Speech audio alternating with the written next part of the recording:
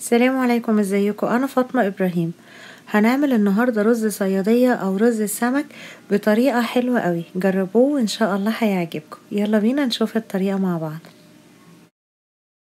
هنحط في حلة على النار شوية زيت كده محترمين علشان يفلفلوا لنا الرز بتاعنا، وهننزل عليهم ببصلتين كبار. رز السمك بيبقى عايز كده يبقى البصل فيه كتير علشان هو ده اللي بيديله اللون البني الحلو. وطبعا ان احنا نحمر البصل كويس جدا. هنفضل نقلب فيه من وقت للتاني على نار هادية شوية لغاية ما يوصل للون ده. هنا كده في اول درجات البني، بس احنا عاوزين نغمقه عن كده كمان، فهنحط له معلقه كبيره سكر، وهنقلب السكر مع البصل على نار هاديه خالص لغايه ما يبدأ يتكرمل معانا. هنسيبه حوالي دقيقتين او 3 دقايق على نار هاديه واحنا بنقلب فيه باستمرار لغايه ما يبدأ يتكرمل معانا وياخد اللون ده. وما تقلقوش، هو كده ولا محروق ولا هيمرر ولا اي حاجه دي من اللي فيه ناس بتقلق من الدرجه دي من البصل. صدقوني بيبقى حلو جدا وبيديله لون جميل قوي.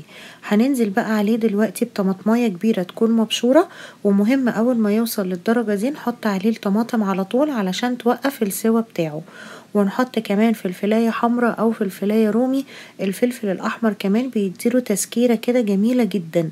وهنبدأ بقى نحط عليه التوابل بتاعتنا. هنحط ملح، وهنحط فلفل اسود، وشوية كمون كده محترمين، حوالي معلقة كبيرة، على معلقة صغيرة كزبرة ناشفة، ونحط شوية بابريكا.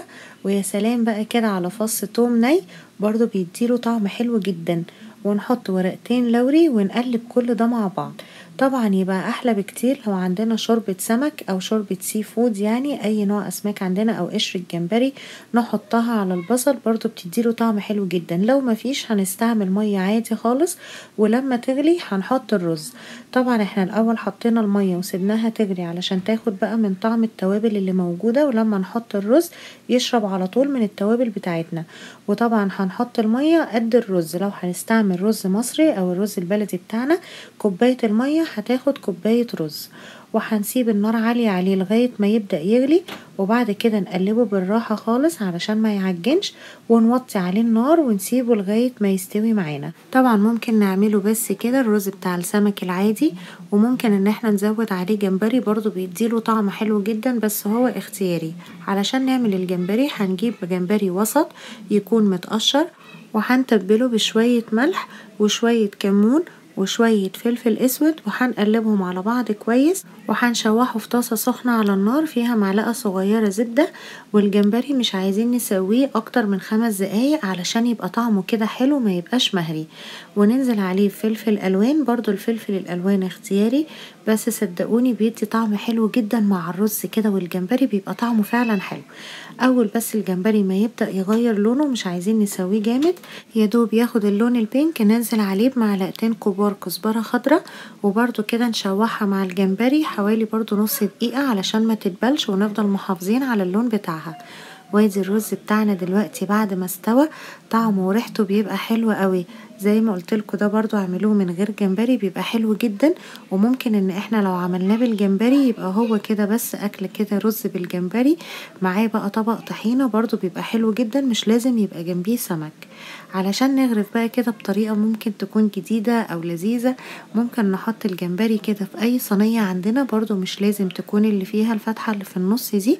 نحط الجمبري من تحت ونحط فوقيها الرز، برضو لما بيجي بقى يتقلب بيبقى شكله حلو جدا، خصوصا لو في عزومة اقلبوه كده بالطريقة دي بيبقى شكله حلو قوي. وريحته بقى ما اقولكوش بتبقى فعلا مميزة جدا. وياريت محدش يقولي البصل اتحرق، البصل ما اتحرقش. البصل لما بيوصل للدرجة دي بيخلي لون الرز حلو جدا وبيخلي طعمه مميز قوي. جربوها الاول وبعدين قولولي رأيكم، لاني متأكدة ان شاء الله هيعجبكم. ادي بقى شكل الطبق بتاعنا بعد ما قلبناه، برضو بالطريقة دي بيبقى شكله جميل جدا. انا ساعات بكتفي بيه كده بس رز وجمبري، وبعمل جنبيه سلطة زبادي او سلطة طحينة، وبيبقى غدوة سريعة وسهلة وطعمها حلو قوي. ان شاء الله تجربوه يعجبكم. وهحط لكم برضو في صندوق الوصف طريقة حلوة جدا للسمك المشوي، وبرضو طريقة للسمك المقلي لو عاوزين تجربوهم معايا. لو عجبكم الفيديو بليز اعملوله لايك وشير وكومنت، وهستنى اشتراككم في قناة اليوتيوب. شكرا.